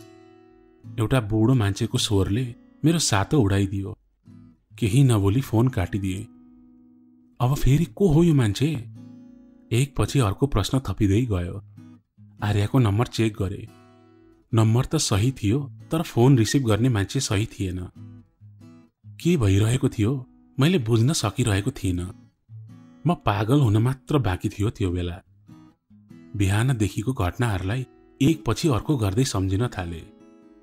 बिहान उठेको, सन्ध्याको मेसेज आएको, कलेज गएको, आर्यालाई भेटेको, एक्जाम लिएको, घर फर्किएको, दिनभरि सुतेर साँझ परेपछि उठेको, खाना बनाएर फेसबुक चेक गरेको अनि आर्याको प्रोफाइल हेरेको। उसलाई रिक्वेस्ट पठाएको कुरा सत्य थियो। त्यसको केही बेरमा सन्ध्याको मेसेज आएको र राति अबेरसम्म कुरा भएको। सन्ध्यालाई अलविदा भनेर त्यतिकै बसिरहँदा आर्याले फ्रेन्ड रिक्वेस्ट एक्सेप्ट गरेको। यो सबै पनि सत्य नै थियो। तर बेलुका आर्याले फोन गरेको र हाम्रो कुरा भएको चाहिँ झुटो थियो। वास्तवमै त्यस्तो केही भएको रहेनछ। न आर्या मेरो स्कुलमा पढेकी थिए, न ऊ मलाई मन पराउँथे। यी सबै कुराहरू त आर्याको बारेमा लामो समयसम्म सम्झिरहँदा मेरो मस्तिष्कले बुनेको भ्रम रहेछ। म त भ्रममा पो बाँचिरहेको रहेछु। उता सन्ध्यासँगको मेरो सम्बन्धमा पूर्ण विराम लागिसकेको थियो। यता आर्यासँग सम्बन्ध सुरुवात नै भएको थिएन। थाहा छैन भगवानले पनि मसँग कस्तो खेल खेलिरहेका छन्। जसलाई आजसम्म आफूभन्दा धेरै माया गरेको थिएँ, मनको सबै कुरा भनेको थिएँ, त्यही मान्छे मबाट टाढा हुँदै थियो। अनि जसलाई आज मात्र भेटेको थिएँ, जसको बारेमा मलाई नाम बाहेक अरू केही थाहा थिएन, उसको बारेमा म कति धेरै सोचिरहेको थिएँ। मलाई लाग्न थाल्यो सन्ध्या मेरो पास्ट हो भने आर्या मेरो फ्युचर। सन्ध्यासँग टाढा भागेर जुन गल्ती मैले गरेको थिएँ त्यो गल्ती मैले आर्यासँग गर्नु हुँदैन। आर्याले मलाई मन नपराए पनि मैले उसलाई मन पराउन थालिसकेको रहेछु क्यारे। नत्र मेरो मन आर्याको बारेमा किन यति धेरै सोचिरहन्छ। ऊ मेरै कलेजमा एक्जाम दिन आएकी थिए। सायद भर्ना पनि गर्ली। कलेजमा, ल्याबमा, घर जाँदा आउँदा हाम्रो भेट त भइहाल्छ। कुनै न कुनै दिन राम्रो मौका छोपेर उसलाई आफ्नो मनको सबै कुरा भन्ने छु। आर्यालाई यति धेरै माया दिने छु कि उसले मलाई नो भन्ने ठाउँ नै दिने छैन। अब आर्या नै मेरो आखिरी प्रेमिका हुने छिन्। धन्य छौ भगवान, एउटा टुट्दै गरेको मुटुलाई आर्यासँग भेट गराएर तिमीले उद्धार गरिदियौ। भोलिपटक बिहान ढिलो गरी उठे। मोबाइलमा चार्ज लो देखाइरहेको थियो।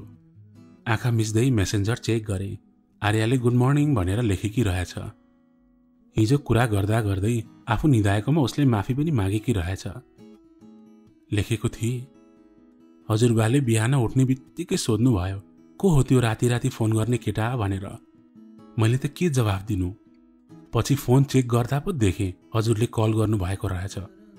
साँच्ची हजुरले मलाई सोध्नु भएको थियो नि। मैले हजुरलाई कल गरेको थिइनँ नि।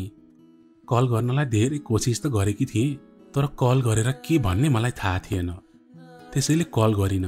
तर किन सोध्नु भएको? आर्याले मेरो प्रश्नको जवाफ ढिलो गरेर दिए।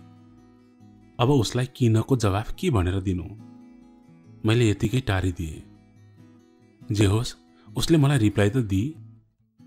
म खुसी भएँ, किनकि केटी म प्रति पोजिटिभ नै रहेछ। आज कलेज जानुपर्ने कुनै काम थिएन। सायद बेलुकासम्म हिजोको इन्ट्रान्सको रिजल्ट पनि आउँछ होला। त्यसपछि मात्रै थाहा हुन्थ्यो आर्यासँग कुन तरिकाले कुरा गर्ने भनेर।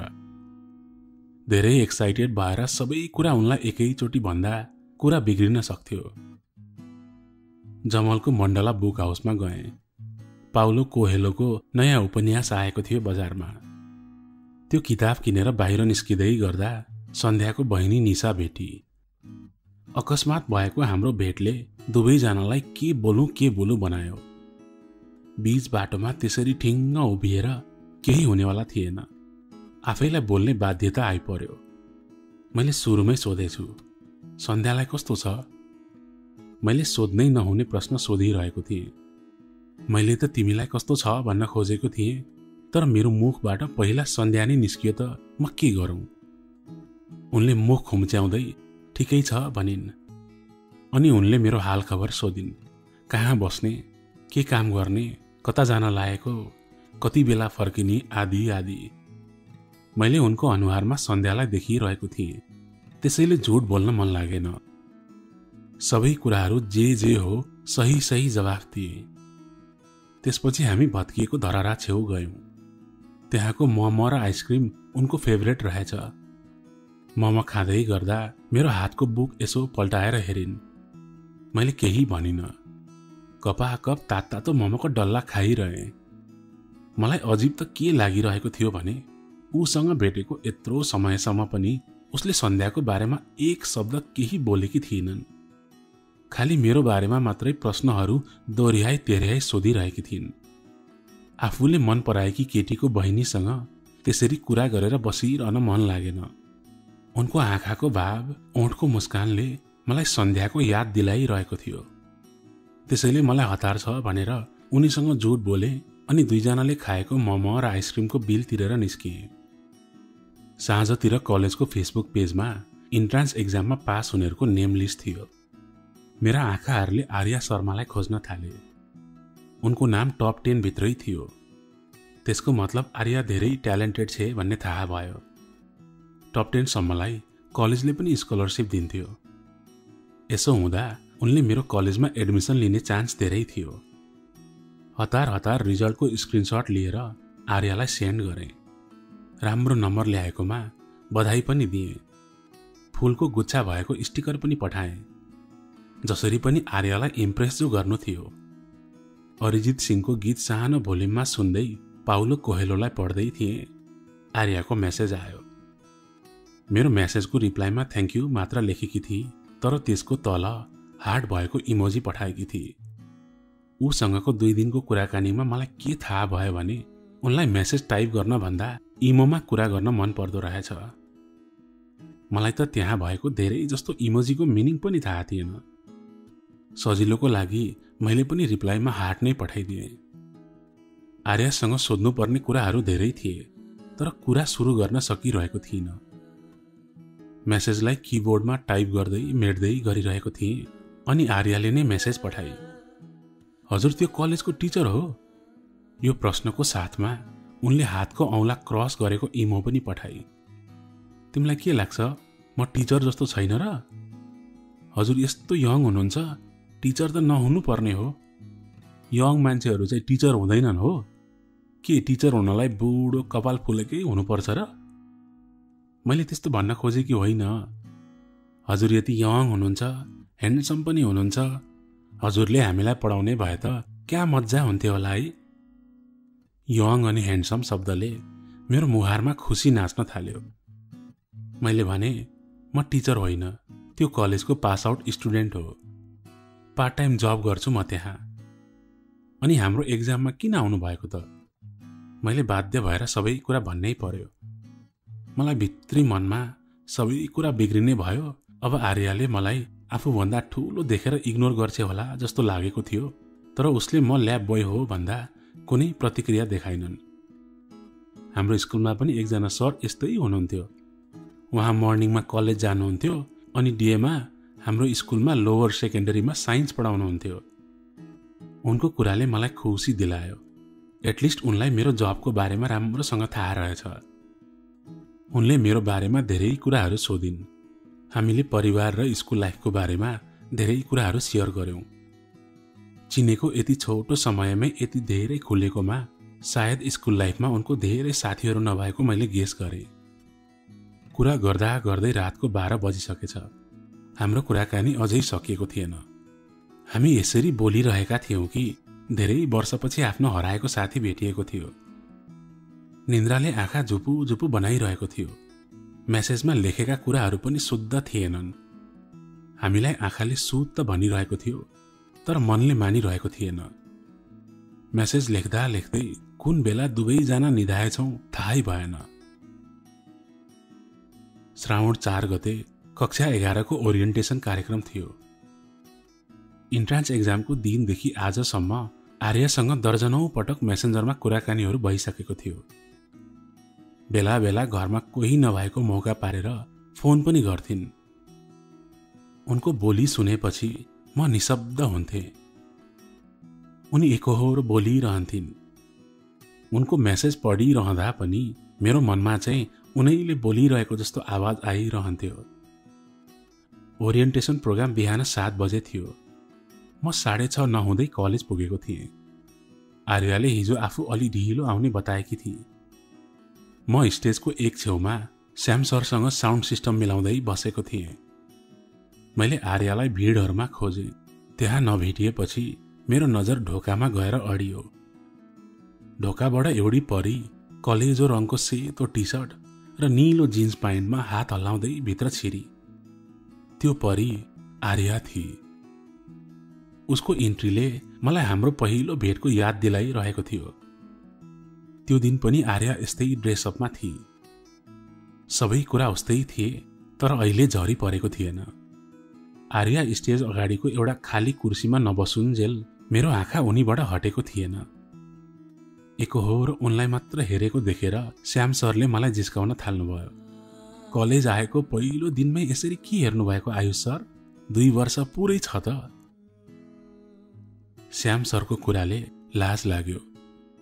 लाज आर्यालाई हेरेर जिस्काएकोमा होइन, मलाई सर भनेकोमा। यो कलेजको नियम नै थियो। ल्याब, लाइब्रेरीमा, रिसेप्सनमा जहाँ काम गर्ने जो भए पनि सर म्याम नै भन्नु पर्थ्यो। त्यसरी आफूलाई पढाउनु भएको सरले आफैलाई सर भन्दा कसलाई पो लाज नलाग्ला र, होइन? प्रोग्राम 3 घण्टासम्म चल्यो। घर फर्किनुभन्दा अघि सबैलाई कलेजले खाजा नास्ताको व्यवस्था गरेको थियो। म स्टेजमै थिएँ। पछाडिबाट कसैले काँधमा हात राखेर बोलाएको जस्तो लाग्यो।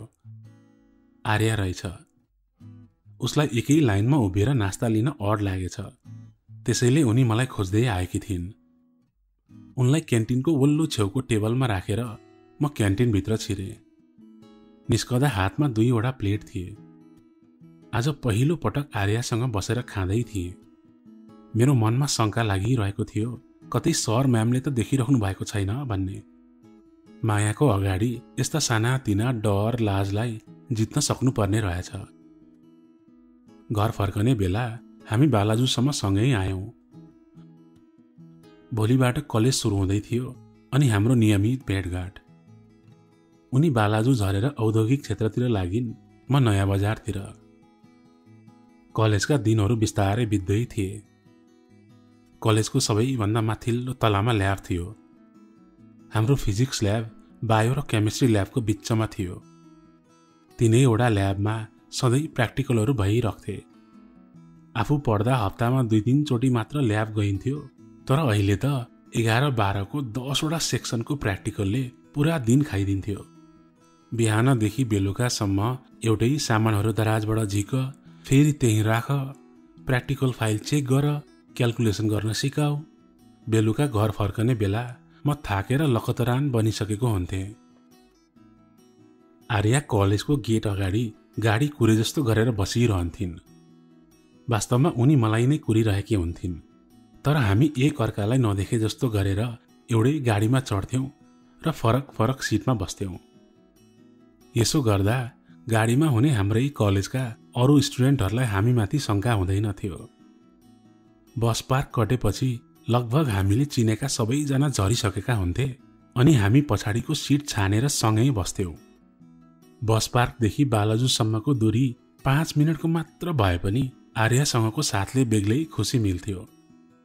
म त्यो 5 मिनटको खुसीसँग पनि सन्तुष्ट थिएँ। हप्तामा 1-2 पटक मात्र उनको फिजिक्सको प्र्याक्टिकल हुन्थ्यो।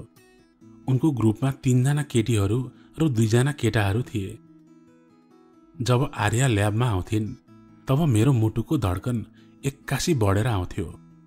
सकेसम्म म आफ्नो मनको भावनालाई लुकाउने कोसिस गर्थेँ। आर्या भन्ने गर्थी, मेरा आँखाहरू एकदम एक्सप्रेसिभ छन्। जो कोहीले पनि मेरो आँखाको भाका सजिलै पढ्न सक्छ रे। यस्तोमा मेरो आँखामा आर्याप्रति छछल्किएको माया अरू कसैले थाहा पाए हामी दुवैलाई नराम्रो हुन्थ्यो। त्यही भएर म सकेसम्म अरूसँग बोल्दा नजर झुकाएर मात्र बोल्ने गर्थेँ। आर्या एकदमै चुलबुले थिई अनि चकचके पनि। केही न केही बदमासी नगरी ऊ बस्नै सक्दिन थिए। कहिले यता अनि कहिले उता कुदिरहेकी हुन्थे। यस्तो लाग्थ्यो फुलबारीमा पुतली निष्फिक्री उडिरहेकी छ। साथीहरू पनि उसको हरकतले वाक्क दिक्क भइसकेका थिए। म स्टाफ रुममा पनि उसको कुराहरू सुनिरहेको हुन्थे। विशेष गरी ऊ केमिस्ट्री पिरियडमा बढी नै हल्ला गर्दिरहेछ।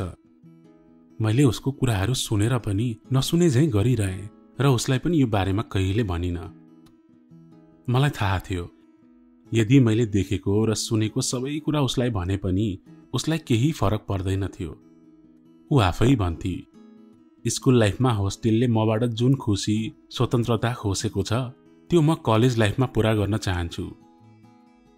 मलाई त ऊ खुसी भएको देख्नु थियो। म आर्यालाई कति सम्झाउँथे। ल्याबमा हुँदा मलाई धेरै घुरेर नहेर, सरहरूले थाहा पाउन सक्नुहुन्छ भन्थे। तर ऊ के मान्थे, जति बेला पनि केही न केही बहानामा मलाई बोलाइरहन्थे। एउटै कुरा बारम्बार सिकाउँदा पनि ऊ नबुझेको जस्तो गर्थे। म रिसाएर अर्को ग्रुपतिर सिकाउन गएँ भने ऊ सरसँग मेरो कम्प्लेन गर्न पुगिहाल्थे। म विवश भएर हारेको अनुहार बनाएर उनीहरूको ग्रुपमा फर्कन्थे अनि उनीहरू एक आपसमा खुस खुस हाँस्थे। पछि त अति नै हुन थाल्यो। ऊ मलाई देखेपछि बच्चा जस्तो व्यवहार देखाउन थाली। त्यसपछि त 1-2 चोटि सिकाउँदा पनि जानिन वा क्याल्कुलेसन गर्न बिगारी भने स्केलले उसको टाउकोमा हानिदिन्थे, कहिले हात चिमटिदिन्थे।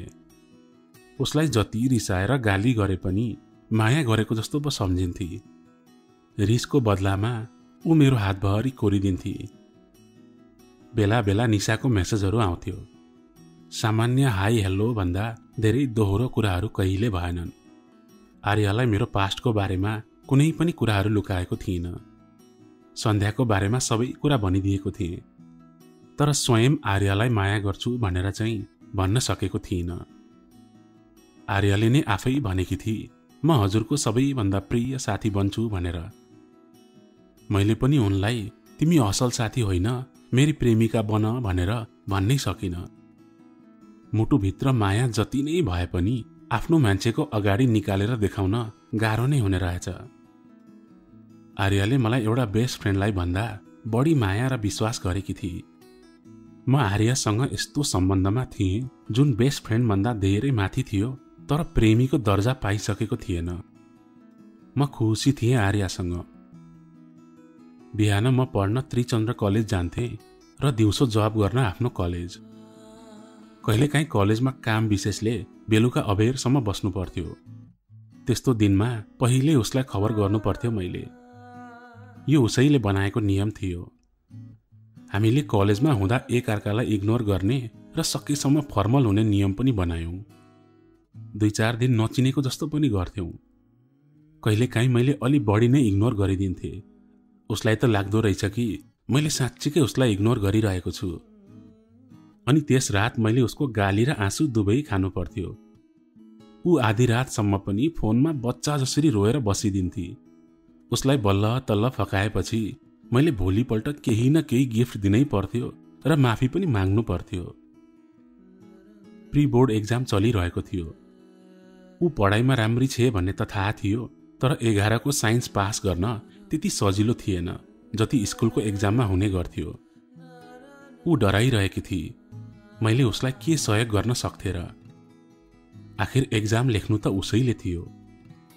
एक्जामको प्रेसरले होला हाम्रो कुराहरू पनि कम हुँदै थियो। आर्या कुरा गरिरहन चाहन्थे, तर मैले नै उसलाई पढ्न प्रेसर गरिरहन्थे। उसले एक्जाम राम्रै भएको छ भनेर मलाई भन्थे, तर मैले उसको कुरामा विश्वास गर्नै सकिनँ। जब रिजल्ट आयो म त छक्क परेँ। ऊ सबै सब्जेक्टमा पास भई, तर फिजिक्समा लागेछ। अब त्यसको रिएक्जाम नदिए बोर्ड एक्जाम दिन पाइँदैन थियो। एक बिहान म कलेज जान निस्किएको थिएँ। मेरो मोबाइलमा नचिनेको नम्बरबाट फोन आयो। फोनमा एकजना बुढो मानिस बोलिरहेका थिए। उनले त सुरुमा मलाई मेरो नामले नै बोलाए। कसरी मलाई चिने होला नि त? म अलमलमा परेँ।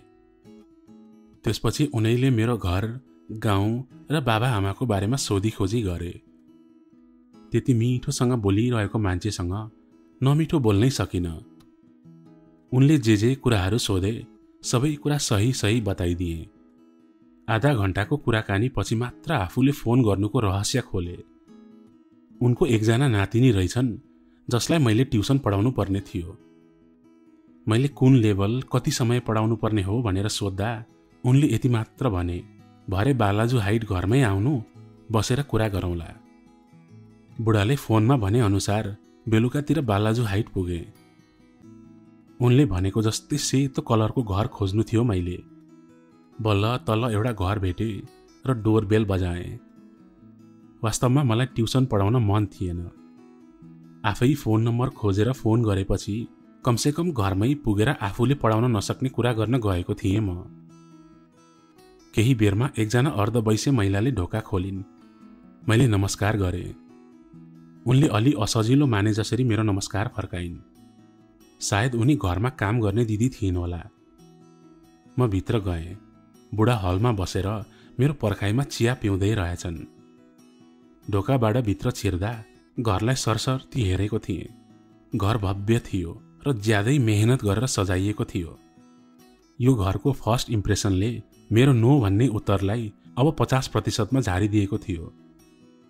बुढाले आफू अघिको सोफामा बस्न लगाए। सानो किस्तीमा ढोका खोल्ने दिदीले दुध चिया टक्राउनु भयो। चिया पिइसकेपछि बल्ल बुढाले आफ्नो कुरा सुरु गरे।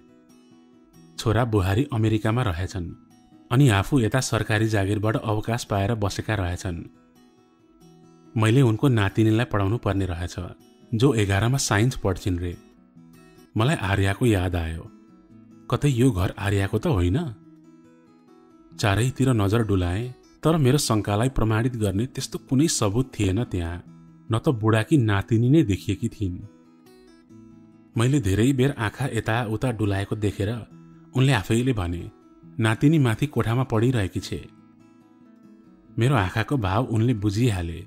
आर्या ठिकै भन्थी, मेरो आँखामा केही लुक्दैन भनेर। हो रहेछ। अनि मैले आफूलाई सक्दो स्वाभाविक बनाउने कोसिस गरेँ। मैले हरेक दिन 1 घण्टा पढाउनु पर्ने थियो। बदलामा राम्रै पैसा दिने कुरा गरे। बुढाको कुरा गराई र व्यवहारले मलाई हुन्छ भनु लागेको थियो, तर एकछिन आफूलाई सोच्ने समय दिए। मेरो अलमल देखेर उनले आफै भने, अहिले डिसिजन गर्नु पर्दैन, एकचोटि नातिनीको पढाइ पनि हेर्नुहोस्। के कति मेहनत गर्नुपर्ने देखिन्छ, त्यही अनुसारको पैसा पनि थपिदिउँला। अब अरू कुरा के भन्न बाँकी थियो र? मैले सहमतिमा टाउको हल्लाएँ। उनले हातको इसाराले नातिनीको रुम देखाइदिए। म डराई भर्याङ उक्लिँदै थिएँ। भरे आर्यालाई के भनेर सम्झाउने होला? ऊ जस्तै कोही अर्की केटीको घरमै ट्युसन पढाउन गएको उसले कस्तो मान्ली? दोधार मन बोकेर बुढाको नातिनीको ढोका ढकढक गरे। ढोका खुल्लै छ, आउँदा हुन्छ भन्ने सुरिलो आवाज आयो भित्रबाट। आधा रातमा कसैको घरमा चोर्न छिरेको जसरी कोठामा लुसुक्क छिरे। कोठाको दृश्यले म आफू कहाँ छु भन्ने छुट्याउनै सकिन। मेरो शरीरमा एकैचोटि हजारौं बारुलाले टोके जसरी झमझमाइरह्यो। मुख खोलेर भइरह्यो। मेरो अगाडि आर्या शर्मा मुस्कुराउँदै उभिरहेकी थिई। उसले मलाई हक गर्न आफ्ना दुवै हात अगाडि बढाएकी थिए। त्यही बेला झ्यालबाट आएको हावाले ढोका ड्याममा लगाइदियो। करिब 1 महिना जति आर्यालाई ट्युसन पढाएँ। पढाए त के भन्नु, सँगै बसेर रमाइलो गर्यौं। कलेजका सर म्यामहरूको कुरा काट्यौं। आर्याका साथीहरूको लभ स्टोरी सुन्यौं। कुरै कुरामा आर्याले फिजिक्समा जानी फेल भएको कुरा सुनाई। हजुरबालाई भनेर मलाई ट्युसन पढाउन लगाउने त उसको चाल पो रहेछ। आखिर उसले यो सब किन गरी मैले मेसो पाइन। हाम्रो कलेजमा देखादेख भएकै थियो। फेसबुकमा कुराहरू हुन्थे, तर उसलाई त्यतिले मात्र पुगेको थिएन होला। सायद ऊ मेरो साथ चाहन्थी, मलाई आफ्नो आँखा वरिपरि राख्न चाहन्थी। तर हामी दुवैको कमजोरी एउटै थियो। हामी आफ्नो आँखा अगाडिको मान्छेलाई धेरै विश्वास गर्थ्यौं, तर मनको कुरा खुलस्त भन्न सकिरहेका थिएनौं। 11को बोर्ड एक्जामसम्म म उनको घरमा गइरहेँ। आर्याका हजुरबा मसँग आफ्ना विगतका किस्साहरू सुनाउन मन पराउनुहुन्थ्यो। त्यसैले बिदाको दिन पनि म लुरु बालाजु हाइटतिर जान थालेँ। आर्यासँगको सङ्गतले उहाँ पनि खुसी हुनुहुन्थ्यो। मलाई एउटा ट्युसन पढाउने केटा भन्दा पनि छोरा नातिको जस्तो व्यवहार गर्नुहुन्थ्यो। उहाँको लागि आर्या सबै थोक थिए। उहाँ आर्याकै खुसीको लागि बाँचिरहनु भएको छ जस्तो लाग्थ्यो।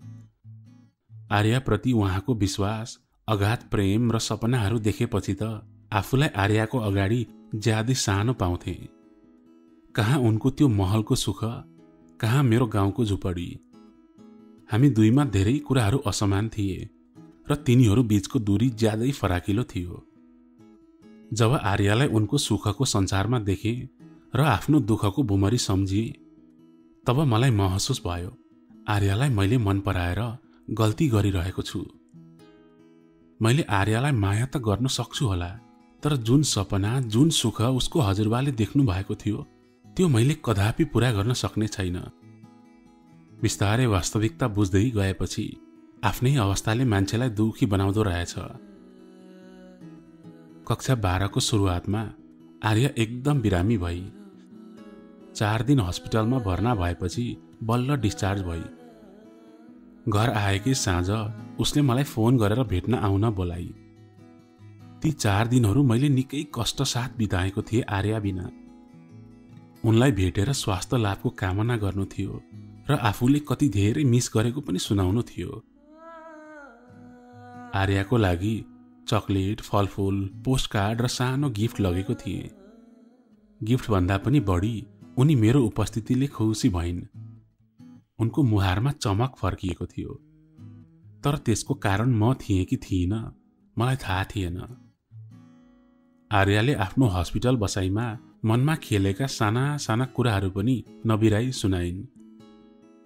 उनी आफ्नो मनको बोझ मलाई बाँडेर हल्का हुने कोसिसमा थिइन्, तर उनको कुराले मेरो मनको बोझ भने थपिँदै थियो। किनकि अहिले आएर आर्यालाई आफ्नो बाबा मम्मीको मायाको अभाव खड्किएको थियो। उनी जति सक्दो चाँडो अमेरिका जान चाहन्थिन्। म भित्रैबाट बिस्तारै टुट्दै थिएँ, तर बाहिर चाहिँ आर्याको लागि भए पनि खुसी भएको नाटक गरिरहेको थिएँ। म उसलाई न आफ्नो मनको कुरा भन्न सक्थेँ न बिर्सनै सक्थेँ। एक साँझ आर्याले फोन गरेर धेरै बेर रोइन्। बाबा मम्मीको याद आएर रोएकी होलिन् जस्तो लागेको थियो, होइन रहेछ। स्कुलमा हुँदा उनको एकजना केटा साथी रहेछ, बेस्ट फ्रेन्ड थियो रे।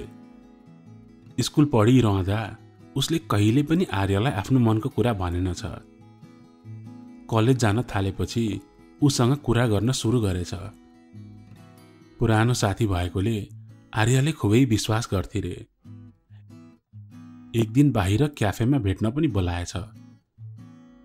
साथै स्कुल लाइफका पुराना कुराहरू गरेर इमोसनल ब्ल्याकमेल गर्न थालेछ र आज त उसले प्रपोज पनि गरेछ। अझ उसको प्रपोजल एक्सेप्ट नगरे सुइसाइड गर्ने धम्की पनि दिएछ। आर्या मसँग रुँदै थिए। मैले उसलाई के भनेर सम्झाउन सक्छु होला, जबकि म आफै आर्यासँग आफ्नो मनको कुरा राख्ने मौकाको खोजीमा थिएँ। डराउनु पर्दैन आर्या, त्यसले ब्ल्याकमेल मात्र गरेको हो। हजुरलाई थाहै छैन त्यसको बारेमा? त्यो एकदम साइको छ। मलाई त डर लागिरहेछ, कतै सुइसाइड नोटमा मेरो नाम लेखेर मर्यो भने।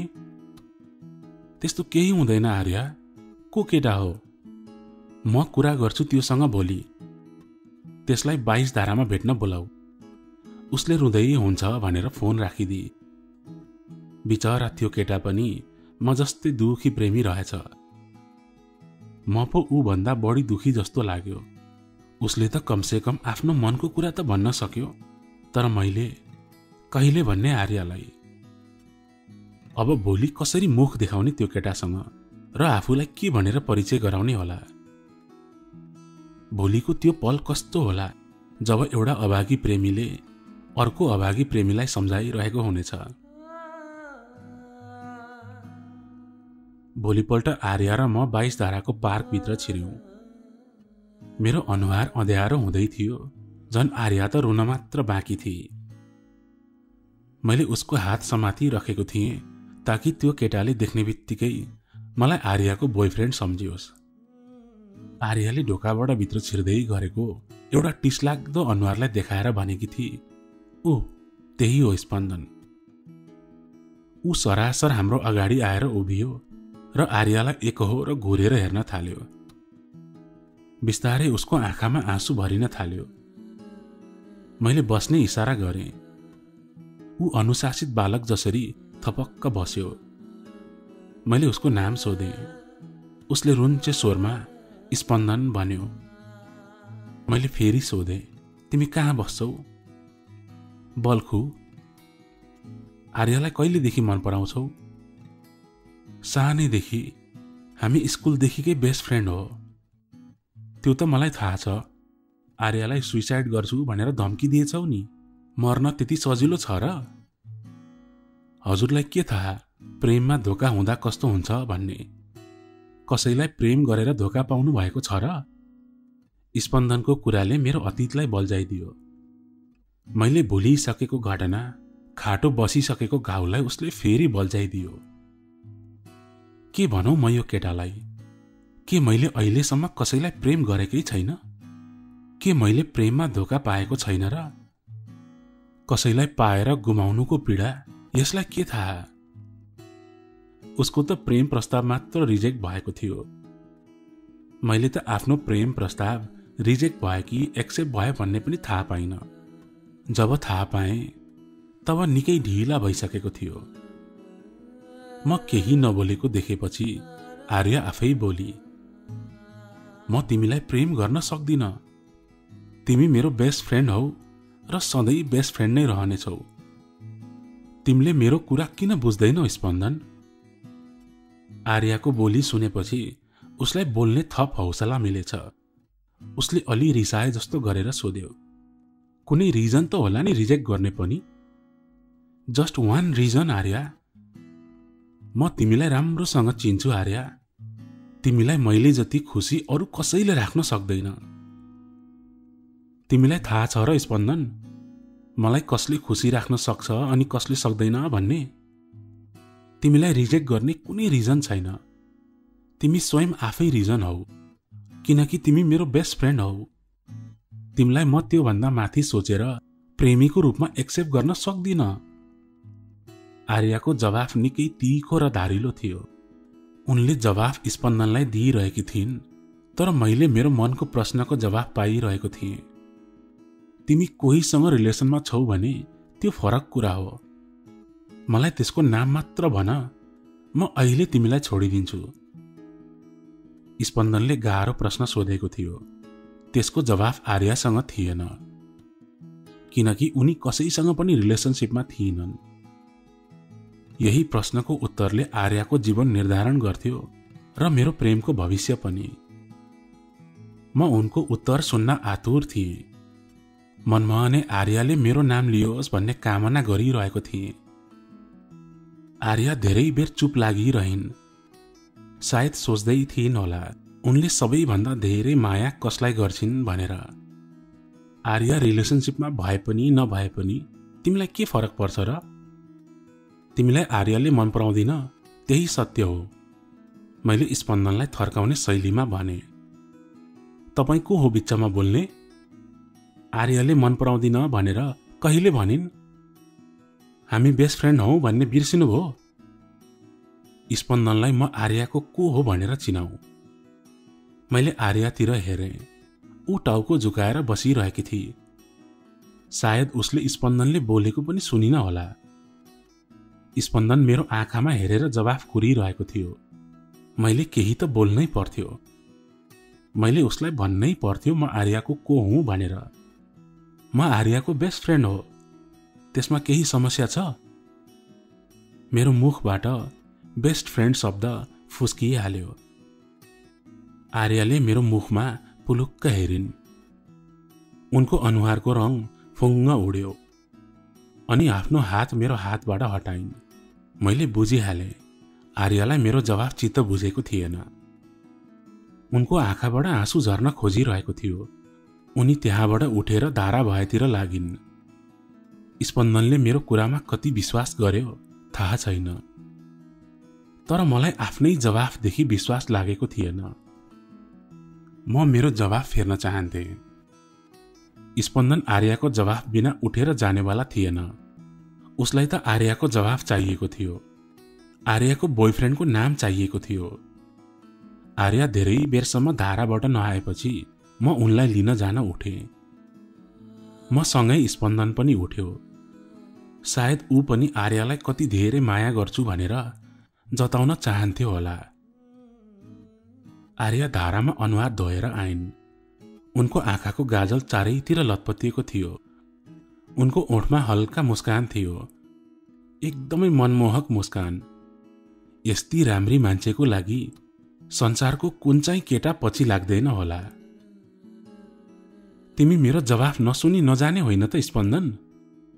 तिमी साँच्चै सुन्न चाहन्छौ म कसलाई माया गर्छु भनेर?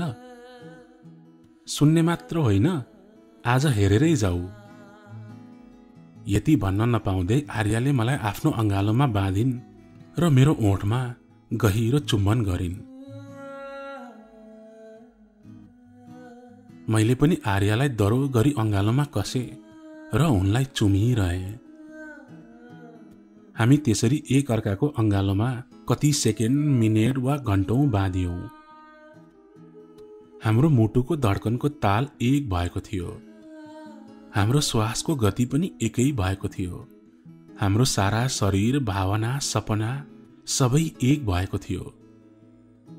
मैले मेरो शरीरको हरेक थोपा रगतमा आर्यालाई पाएको थिएँ। मेरो नसा नसामा केवल आर्याको माया बगिरहेको थियो। हाम्रो आँखा खुल्दा साँझ ढलिसकेको थियो। पश्चिम क्षितिजमा सूर्य डुबिसकेको थियो। हाम्रो अगाडि न त स्पन्दन थियो न हामीलाई माया गर्नबाट रोक्नेहरू नै। हाम्रो अगाडिको बाटो सुनसान थियो, खाली थियो। एक जोडी परेवा झरी परेपछिको निश्चल आकाशमा कावा खाँदै पूर्वतिर उडिरहेका थिए। आर्य औपचारिक रूपमै मेरो गर्लफ्रेन्ड बनिसकेकी थिए।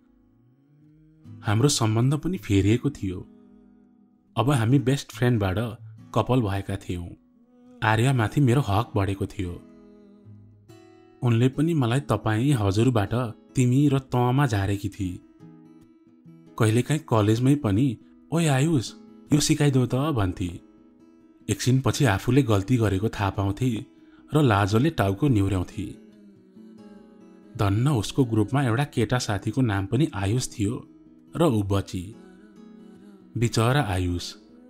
आर्याले जे भन्छे सबै मानिरहन्थ्यो। मेरो कारणले उसले दुःख पाएको हेर्न मजा लाग्थ्यो मलाई।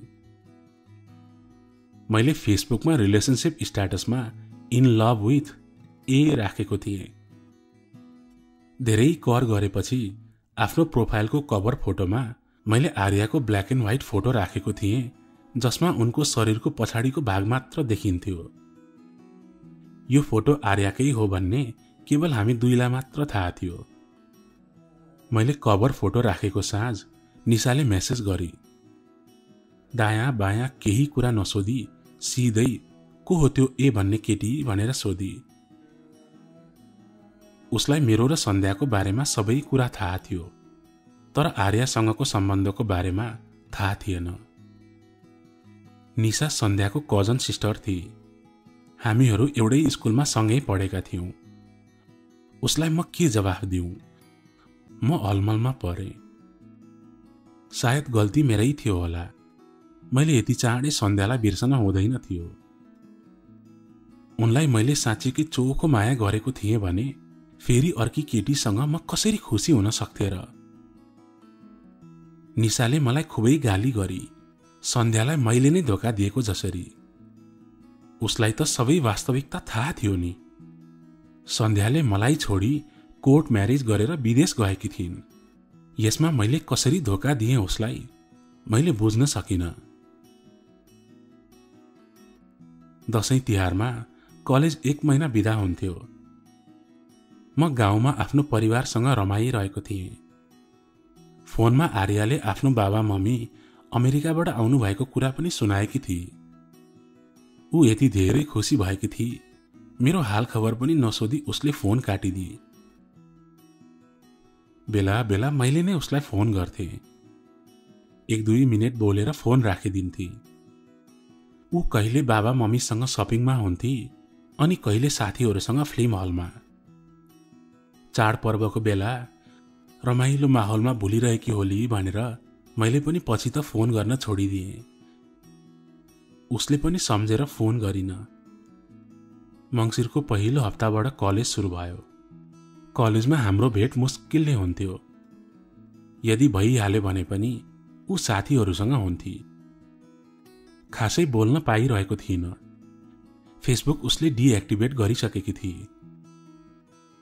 पढाइमा फोकस गर्न सजिलो होस् भनेर ऊ सोसल मिडियाबाट टाढा भएकी थिए। बोल्न मन लाग्दा फोन गर भन्थे। छुट्टीको दिन मुस्किलले भेट हुन्थ्यो। ऊ सधैँ अमेरिका जाने प्लान सुनाउँथे। बाबा मम्मीले पनि उतै आएर पढ्न कर गरिरहनु भएको थियो अरे। नेपालमा फ्युचर छैन, जति नै राम्रो पढे पनि भनेको जस्तो जब पाइँदैन, त्यसैले 12 सक्ने बित्तिकै अमेरिका आइज भन्नुभएको कुरा बारम्बार सुनाइरहन्थे। उसको हरेक शब्दमा अमेरिका अमेरिका बाहेक अरू केही थिएन। मैले धेरैचोटि सम्झाउने कोसिस गरेँ। नेपालमै बसौँ, यहाँ फ्युचर नभए नयाँ अप्सन खोजी गर्नुपर्छ, आफ्नै देशलाई माया गर्नुपर्छ भनिरहन्थे। मैले उसको हजुरबुवाले देखेको सपनाको पनि कुरा गरेँ। उहाँ पनि नातिनीलाई नेपालमै बिहे गराएर एक सक्सेसफुल बिजनेस वुमन बनाउन चाहनुहुन्थ्यो। उसले त हजुरबुवालाई पनि सम्झाइसकिछ। 4 वर्षको लागि मात्र जान लागेको हो, त्यसपछि नेपालै फर्किहाल्छु नि भनेर झुट बोलेकी थिए। आर्याको फेरि नेपाल फर्किने सम्भावना 0% थियो। त्यो मलाई मात्र थाहा थियो। अब बिस्तारै आर्यासँगको दूरी बढ्दै जान थालेको महसुस भयो। उसको 12को फाइनल परीक्षा पनि नजिकिँदै थियो। यसपालिको एक्जाममा पनि म ट्युसन पढाउन आऊँ भनेर सोधेको थिएँ। उसले त सरासर मनाही गर्दी। तिमीसँगै भए भने त मैले पढेको पनि बिर्सिन्छु, भो तिमी नआऊ। नजानेको कुरा म फोनबाटै सोध्छु तिमीलाई। उसले परीक्षाभरि एक कल फोन पनि गरिन। मैले पनि फोन गर्न आवश्यक ठानिन। परीक्षा सकिएको तेस्रो दिन बल्ल उसको फोन आयो। उसलाई बाग बजारको एउटा इन्स्टिच्युट जानुपर्ने रहेछ। साथीसँग बाइक मागेर म उनको घरमा पुगेँ। उनी गेट बाहिरै रहेछन्। सायद धेरै हतारमा थिइन् होला। मैले पनि बेलुका फर्किँदा पसौला भनेर उनलाई पछाडिको सिटमा राखेर बाग बजारतिर हानिए। त्यसपछि हामी लगनखेल गयौँ उनको केही साथीहरूलाई भेट्न। उनले आफ्नो लागि सपिङ पनि गरिन्। उनको सबै काम सकिएपछि हामी घर फर्क्यौँ। आर्याले कतिखेर भित्र जाउँ न भन्छन् भनेर कुरिरहेको थिएँ। उनले त मलाई साह्रै थकाइ लागेको छ, अहिले रेस्ट गर्छु बाई भनेर भित्र पसिन्। आजसम्म आर्याको घरको गेटमा पुगेर कहिल्यै भित्र नपसी हजुरबुवालाई नभेटी फर्किएको थिइनँ। आज पहिलो पटक मलाई आर्याले इग्नोर गरेको महसुस भयो। घरमा आएपछि मोबाइल धेरै पटक चेक गरिरहेँ, कतै आर्याको कल मेसेज केही आएको छ कि भनेर। राति 8 बजेसम्म पनि मेरो मोबाइलको घन्टी एकचोटि पनि बजेन। खाना खाएर सुत्न ठिक्क परेको बेला म आर्याको बारेमा खै के सोचिरहेको थिएँ। निशाले के छ खाना खायो भनेर सोद्धा खाएको छैन, तिमीले नै आएर खुवाइदेऊ न आर्या भनिरहेको रहेछु। निशाले आयुष म निशा बोलेको भन्दा पो म झस्किएँ। मलाई निशाले तिम्रो गर्लफ्रेन्डको नाम के हो भन न भनेर हैरान पारेकी थिए। आज त मेरै मुखबाट फुत्कियो। त्यो ए भनेको केटी आर्या पो हो? कहिलेदेखिको चलिरहेछ लभ अफेयर? अब मैले झुट बोल्नुको केही मिनिङ थिएन। उसलाई आर्याको बारेमा धेर थोर बताउनै पर्यो। हाम्रो सम्बन्धमा चिसो पस्न थालेको कुरा पनि उसलाई सुनाइदिए। निशा मलाई सम्झाउन हर कोसिस गरिरहेकी थिए। मलाई खासै कसैले सम्झाउन आवश्यक थिएन, किनकि यो पहिलो पटक थिएन। मैले सोझै भनिदिएँ, मेरो कुरा थाहा पाएर तिमी दुखी हुनु पर्दैन निशा, म आफूलाई सम्हाल्न सक्छु। मलाई यस्तो पहिलो पटक पनि त भएको होइन, अब त बानी परिसक्यो। मेरो कुरा सुनेर उसलाई के भयो थाहा छैन। मैले फोनमा उसले सुक्क सुक्क गरेको आवाज मात्र सुनिरहेँ। बाग बजार गएको 1.5 महिनापछि आर्या र म बसन्तपुर दरबार पुग्यौं। मान्छेहरूको भिडभाड यति धेरै थियो कि मलाई उकुस मुकुस भयो। उसले परेवाको लागि चारा किनिन्। उनले परेवालाई चारो छर्दै गरेको दर्जन भन्दा पनि धेरै फोटोहरू खिचिदिए। उनी आज धेरै खुसी थिइन्। धेरै पछि आज मैले आर्यालाई यसरी रमाएको देखेको थिएँ। मन्दिरको पटाङ्गिनीमा बसेर बदाम खाइरहँदा फेरि उनले आफ्नो अमेरिका जाने डेट फिक्स भएको कुरा सुनाइन्। मलाई त यही उनको एक शब्द काफी थियो रुवाउनलाई। मैले उनको हात समातेर भने, तिमी मलाई एक्लै छोडेर कसरी जान सक्छौ आर्या? जानु त जसरी पनि पर्छ आयुष, मेरो परिवार उतै हुनुहुन्छ। घरकी एक्लै छोरी, मैले मेरो बाबा मम्मीको पनि ख्याल राख्नुपर्छ अनि आफ्नो भविष्य पनि हेर्नु छ। तिमीलाई कसले छोडेर जान लागेको छ र? तिमी त मेरो मुटुमा छौ, मेरो धड्कनमा छौ आयुष। हजुरबुवाको बारेमा केही सोचेकी छौ? अनि तिमी गएपछि मेरो झन् के हालत होला? एकचोटि तिमीलाई माया गर्नेहरूको बारेमा पनि त सोच आर्या। हजुरबुवा त 2 दिनको पाहुना हुनुहुन्छ। डाँडामाथिको घाम न हो, कुन बेला अस्ताउने हो थाहै हुँदैन। त्यसपछि त म जसरी पनि उतै जानुपर्छ। बाँकी रह्यो हाम्रो प्रेमको कुरा भौतिक रूपमा टाढा हुँदैमा मायामा कमी आउँछ र? हाम्रो माया त्यस्तो कमजोर पनि छैन। लङ डिस्टेन्स रिलेसनसिपमा माया झन बढेर जान्छ। यो 2 वर्ष त हामीले सँगसँगै बितायौं, अबको बाँकी 2 वर्ष छुट्टिएर बिताउने कोसिस गरौँ न। त्यसपछि तिमी मास्टर्स गर्न उतै अमेरिका आऊ। तिमी आउने बेलासम्म म बाबा मम्मीलाई हाम्रो रिलेसनको बारेमा सबै कुरा भन्छु अनि उहाँहरूलाई कन्भिन्स गराउँछु। एउटा कुरा चाहिँ सधैँ ख्याल गर, यदि हामी नेपालमा भयौं भने हाम्रो बिहे हुने चान्स धेरै कम छ। मैले आफ्नो प्रेमको हतियार प्रयोग गर्दा पनि उसको फैसला बदलिएन। उसको ठाउँमा आफूलाई राखी हेरे। उनले जे कुरा भनेकी थिइन् सायद त्यो भन्दा राम्रो अप्सन अर्को हुनै सक्दैन थियो। उनले सन्ध्याले जसरी छोडेर जान लागेकी त थिइनन् नि। उनी संसारको जुनसुकै ठाउँमा भए पनि मेरी प्रेमिका हुनेछिन् र हाम्रो माया सधैँ उस्तै हुनेछ। बसन्तपुरको त्यो संवादपछि हाम्रो अगाडिको भविष्य स्पष्ट थियो।